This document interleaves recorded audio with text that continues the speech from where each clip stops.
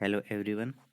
आज हम यूटिलिटी, उसका मीनिंग, फीचर्स और अजम्पशन के बारे में डिस्कस करेंगे। तो इसमें हम ये देखें कि यूटिलिटी जो उसका अर्थ क्या होता है, यूटिलिटी जो उसकी विशेषताएं क्या है, और जो यूटिलिटी है उसकी जो मान्यताएं हैं वो कौन कौन सी हैं। तो आइए शुरू करते हैं हम अपना आज का ये टॉपिक। प्रत्येक जो कंज्यूमर होता है, वो चाहे मैं हूँ, चाहे आप हो, चाहे कोई अन्य हो, अगर वो विवेकशील है, तो विवेकशील उपभोक्ता जो है, उसके पास में जो भी इनकम है, चाहे वो इनकम कम हो, चाहे वो इनकम ज़्यादा हो, अपनी आय को जो है अलग-अलग वस्तुओं के ऊपर इस प्रकार से खर्च करता है ताकि उसे जो है अधिकतम संतुष्टि प्राप्त हो। और जहाँ पर एक उपभोक्ता को अधिकतम संतुष्टि प्राप्त होती है, वह जो है उसी अवस्था के अंदर जो है अपने कंज़म्पशन को करना चाहता है, वहीं पर जो वो अपने कंज़म्पशन के मामले में ठहरना चाहता है। तो इस अवस्था को जो है उपभोक्ता के संतुलन की अवस्था कहते हैं।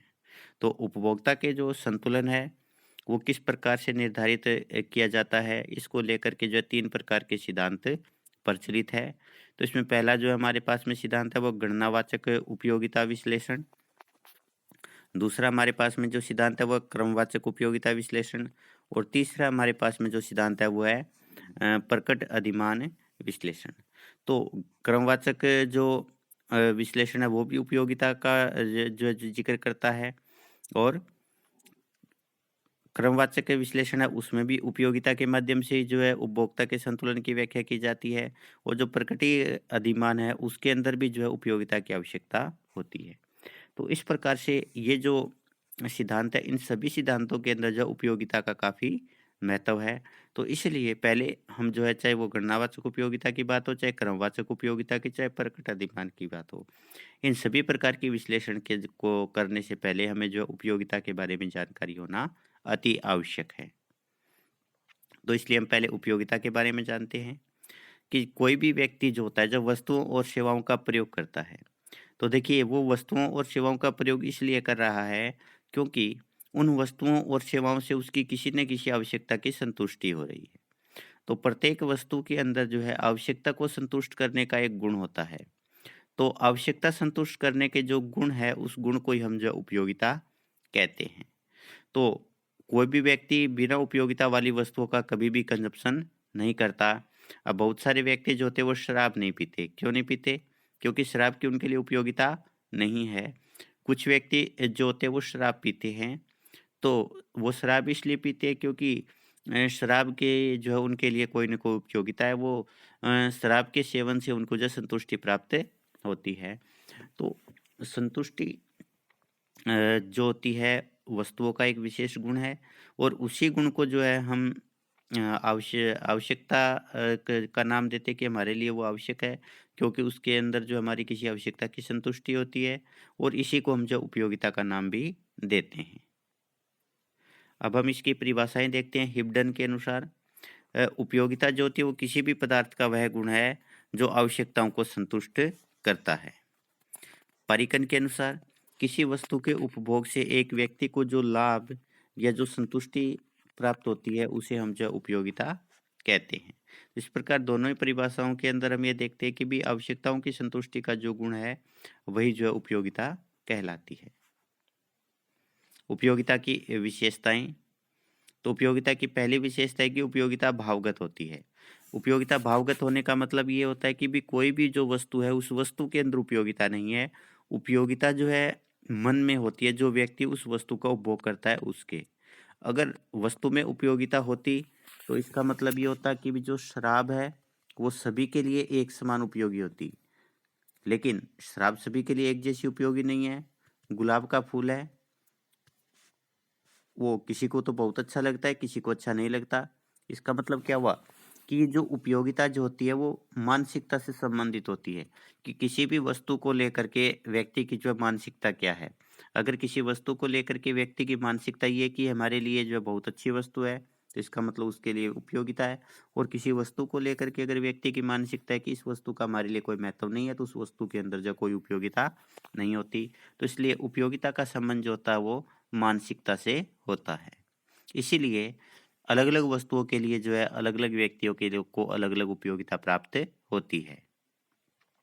दूसरा उपयोगिता जो है सापेक्षिक होती है। यानी उपयोगिता के अंदर जो है लगातार परिवर्तन होता रहता है। समय के अनुसार उपयोगिता में परिवर्तन होता है। जैसे अगर सर्दी का मौसम है तो स्वेटर हमारे लिए अधिक उपयोगी है, और अगर गर्मी का मौसम है तो वही स्वेटर हमारे लिए उपयोगी नहीं रह जाती। स्थान के अनुसार भी उपयोगिता में परिवर्तन होता रहता है। जैसे कोई भी अगर पत्थर है, अगर वो मंदिर में रखा हुआ है तो बहुत उपयोगी है, क्योंकि उसको जो शिव का शिवलिंग मान करके पूजा की जाती है। और अगर वही पत्थर जो है कहीं गली के अंदर पड़ा हुआ तो उतना उपयोगी नहीं है। तो इस प्रकार से किसी भी वस्तु और सेवा की जो उपयोगिता होती है उसके अंदर जो है वो समय और स्थान के अनुसार परिवर्तन आता रहता है। उपयोगिता का लाभदायक होना आवश्यक नहीं है। अब देखिए, कोई भी व्यक्ति है किसी भी वस्तु और सेवा का जो सेवन करता है, उसका प्रयोग करता है, तो ज़रूरी नहीं कि भी उसके लिए वो जो लाभदायक ही हो, समाज के लिए जो लाभदायक हो या शरीर के लिए लाभदायक हो। जैसे शराब का सेवन है, शराब का सेवन व्यक्ति इसलिए कर रहा है क्योंकि उसे जो है उससे उपयोगिता प्राप्त हो रही है। लेकिन शराब जो वो लाभदायक नहीं है, ना वो उस व्यक्ति के लिए लाभदायक है, ना समाज के लिए वो लाभदायक है। तो उपयोगिता का मतलब जो होता है केवल संतुष्टि का गुण होता है, उसका मतलब लाभ और हानि से नहीं होता। उपयोगिता नैतिकता से स्वतंत्र होती है। कोई भी व्यक्ति जो होता है वस्तुओं और सेवाओं का कंजप्शन करता है, तो उसको केवल संतुष्टि प्राप्त होती है, और संतुष्टि का गुण ही उपयोगिता है। इसमें वो जिस वस्तु का सेवन कर रहा है वो नैतिक है या अनैतिक है, इसका जो है कोई संबंध नहीं होता। जैसे कुछ व्यक्ति जो होते हैं वो मांस का सेवन करते हैं, लेकिन वो नैतिक नहीं माना जाता। हमारे समाज के अंदर उसको जो है अनैतिक माना जाता है, लेकिन उससे उसको संतुष्टि तो प्राप्त होती है, उपयोगिता तो प्राप्त होती है। इसी प्रकार से शराब का सेवन है वो भी नैतिक नहीं माना जाता, लेकिन उससे भी तो उपयोगिता प्राप्त होती है। तो इस प्रकार से उपयोगिता जो होती है उसका नैतिकता से कोई संबंध नहीं होता, बल्कि उपयोगिता का संबंध केवल संतुष्टि से होता है। वो संतुष्टि चाहे नैतिक कार्यों से प्राप्त हो चाहे अनैतिक कार्यों से, उपयोगिता ही कहलाती है। आगे उपयोगिता के नियम की उपयोगिता की मान्यताएं। तो उपयोगिता जो होती है वो निम्न मान्यताओं पर आधारित है। सबसे पहले उपभोक्ता विवेकशील है। उपभोक्ता विवेकशील होने का मतलब ये कि उपभोक्ता जो है अपनी जो वस्तुएं होती है उनको जो परचेज करता है तो वो इस प्रकार से उनके ऊपर अपनी आय व्यय करता है ताकि अधिकतम संतुष्टि प्राप्त हो। तो उपभोक्ता का ये प्रयास होता है कि वो संतुष्टि के ऊंचे स्तर पर जाए। दूसरा, उपयोगिता का गणनावाचक माप संभव है। जो उपयोगिता होती है किसी भी वस्तु से मिलने वाली उपयोगिता है, उस उपयोगिता को जो है गणनावाचक संख्याओं में मापा जा सकता है। जैसे इसके लिए फिशर ने जो वो यूटिल शब्द का प्रयोग किया है, और इसका माप जो होता है मुद्रा के अनुसार किया जाता है। कि मान लीजिए कि हम जो है एक वस्तु खरीद रहे हैं, जैसे हमने सेब खरीदा, और उस सेब के हमने जब 15 रुपए दिए, तो फिशर के अनुसार उस सेब से जो है जितनी मात्रा दी गई है मुद्रा की, उतनी ही यूटिल के बराबर जो है वो उपयोगिता प्राप्त हो रही है। तो जो उपयोगिता होती है, उपयोगिता को जो है गणनावाचक संख्याओं में मापा जा सकता है। कि कोई भी वस्तु उससे मिलने वाली उपयोगिता को हम बता सकते हैं, इसे हमें 1, 2, 5, 7, 10 कितने के बराबर उपयोगिता प्राप्त हो रही है। और ये उपयोगिता जो होती है वो मुद्रा की इकाइयों के समान मानी जाती है। उपयोगिता स्वतंत्र होती है। ये इम्पोर्टेंट बात है। कि मान लीजिए कि भी हम जो है 2 वस्तुओं का प्रयोग कर रहे हैं। पहली वस्तु हमारे पास में जो है वो एक्स वस्तु है, या हम ये कह रहे हैं कि हम चाय पी रहे हैं, और चाय के साथ-साथ हम मिठाई भी खा रहे हैं। तो उपयोगिता स्वतंत्र होने का मतलब है कि आप चाहे जितना मर्ज़ी पी लीजिए, लेकिन आपको जो है मिठाई से मिलने वाली उपयोगिता के ऊपर कोई फ़र्क नहीं पड़ता। जैसे मान लीजिए आपने 3 कप चाय पी, उसके बाद में अगर आपको रसगुल्ले दिए जाते हैं तो भी आपको उतनी संतुष्टि प्राप्त होगी, और बिना चाय पिए अगर आपको रसगुल्ले दिए जाते तो भी आपको उतनी ही उपयोगिता प्राप्त होगी। इसका रिवर्स आपा देखते हैं कि आपने जो है पहले मिठाई खा ली पेट भर के, उसके बाद अगर आप चाय पीते हो तो भी आपको चाय से उतनी उपयोगिता प्राप्त होती है। और अगर आपने मिठाई नहीं खाई है, पहले अगर आप चाय पीते हो तो भी आपको जो है चाय से उतनी ही उपयोगिता प्राप्त होती है। तो इस प्रकार से उपयोगिता का जो होती है वो केवल एक वस्तु की उपयोगिता एक वस्तु के उपभोग पर ही निर्भर करती है। दूसरी वस्तुओं के उपभोग का एक वस्तु से मिलने वाली उपयोगिता पर कोई प्रभाव नहीं पड़ता। इसका मतलब उपयोगिता जो है वो स्वतंत्र है। आगे, मुद्रा की सीमांत उपयोगिता स्थिर है। वैसे तो देखिए जब हम किसी भी वस्तु की जो है वो हमारे पास में अधिक मात्रा होती है तो उसकी सीमांत उपयोगिता में कमी होती चली जाती है। और अगर हमारे पास में किसी वस्तु की जो मात्रा है वो धीरे-धीरे कम होती जाएगी, तो उससे मिलने वाली सीमांत उपयोगिता में कमी होती चली जाएगी। लेकिन क्योंकि जो उपयोगिता है, उपयोगिता को हम जो है वो मुद्रा की सीमांत उपयोगिता से मापते हैं। तो अगर मुद्रा की सीमांत उपयोगिता बार-बार बदलती रहेगी, इसका मतलब किसी भी वस्तु के मूल्य को मापने की जो इकाई है, अगर उस इकाई में परिवर्तन होगा तो उसका सही माप संभव नहीं होगा। जैसे मान लीजिए कि हमारे पास में जो है मीटर है। मीटर के अंदर जो है वो 100 सेंटीमीटर है। उसके बाद थोड़ी देर के अंदर हमने देखा कि भी मीटर के अंदर जो है 120 सेंटीमीटर हो गए और मीटर के अंदर जो है 70 सेंटीमीटर हो गए। तो 1 मीटर कपड़ा ये मानेंगे या ये मानेंगे? सही माप संभव नहीं है। तो इसी प्रकार से जब हम एक वस्तु से मिलने वाली जो यूटिलिटी है, उस यूटिलिटी को जो मार्जिनल यूटिलिटी ऑफ एम है, यानी मुद्रा की जो सीमांत उपयोगिता है, उससे मापते हैं।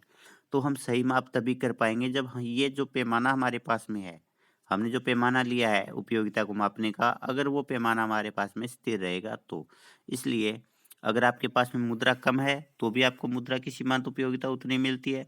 अगर आपके पास में अत्यधिक मुद्रा की मात्रा है, तो भी आपको मुद्रा से मिलने वाली सीमांत उपयोगिता एक समान ही मिलती है। तो इस प्रकार से मुद्रा की जो सीमांत उपयोगिता है, उसको स्थिर माना गया है। वस्तु में विभाज्य है, इसका मतलब कोई भी जो वस्तु होती है, उस वस्तु को हम जितना चाहे उतना छोटे-छोटे भागों में जो है बाँट करके उपभोग कर सकते हैं। जैसे एक सेब है, आप सेब को बहुत ही छोटे-छोटे भागों में बाँट करके उसका कंज़म्पशन कर सकते हो। चाय है, चाय को आप बहुत ही छोटे-छोटे जो है वो सिप्स में प्रयोग कर सकते हो। तो इस प्रकार से उपयोगिता की जो मान्यता है, उसके अंदर ये माना गया है कि वस्तुएँ जो होती है विभाज्य होती है, उनको बहुत ही छोटे-छोटे भागों में बाँट करके आवश्यकता अनुसार उपयोगिता को एडजस्ट किया जा सकता है। घटती सीमांत उपयोगिता, कोई भी जो वस्तु है, उस वस्तु का जैसे-जैसे उपभोग किया जाता है, वैसे-वैसे उस वस्तु से मिलने वाली सीमांत उपयोगिता कम होती चली जाती है। कम होने का मतलब क्या है? उससे मिलने वाली जो संतुष्टि है, वो कम होती चली जाएगी। जैसे मान लीजिए रसगुल्ला है, आपने पहला रसगुल्ला खाया, आपको कितनी संतुष्टि प्राप्त हुई। आपने दूसरा रसगुल्ला खाया, उसके बाद आपको कितनी संतुष्टि प्राप्त हो रही है। आपने तीसरा खाया, चौथा खाया। तो इस प्रकार से जैसे-जैसे हम रसगुल्लों की जो कंज़म्पशन है उसको बढ़ाते जाएँगे, वैसे-वैसे हर अगला रसगुल्ला जो हमें पहले रसगुल्ले से कम अच्छा लगता है। और कम अच्छा लगने का मतलब क्या है? उस अगले रसगुल्ले से मिलने वाली जो उपयोगिता है वो पहले से कम होती चली जाती है। तो कोई भी जो वस्तु हमारे पास में जैसे-जैसे उसकी मात्रा बढ़ती जाएगी, वैसे-वैसे उससे मिलने वाली संतुष्टि, उसका महत्व, उसकी उपयोगिता हमारे लिए कम होती चली जाएगी। आगे कुल उपयोगिता वस्तुओं की मात्रा पर निर्भर करती है कि किसी भी व्यक्ति को जो है वो वस्तुओं के कंजप्शन में कितनी उपयोगिता मिलती है, ये वस्तुओं की मात्रा के ऊपर निर्भर करती है। तो total utility is a function of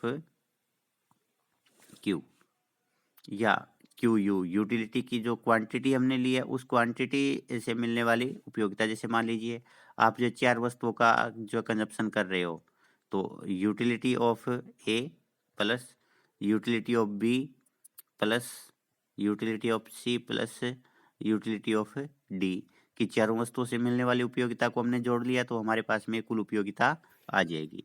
अगर आपने जो है वो 10 वस्तुओं का कंजम्पशन किया तो 10 वस्तुओं की उपयोगिता को हम जोड़ लेंगे। तो इस प्रकार से कुल उपयोगिता की जो मात्रा होती है वो वस्तुओं की मात्रा पर निर्भर करती है। इसके साथ अपना ये टॉपिक समाप्त होता है। धन्यवाद।